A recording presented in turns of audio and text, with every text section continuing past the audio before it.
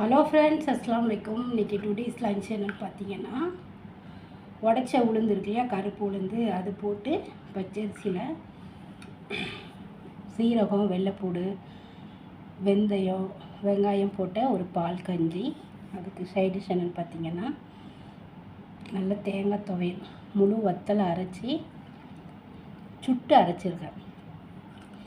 புளி வச்சு நல்லா சூப்பராக ஒரு காரமான துவையல். முழு உளுந்து இல்லை, உடச்ச உளுந்து, கருப்பு உளுந்து வச்சு இன்றைக்கி ஒரு கஞ்சி. இன்றைக்கி தான் இதுதான் நம்ம வீட்டு லஞ்சுங்க.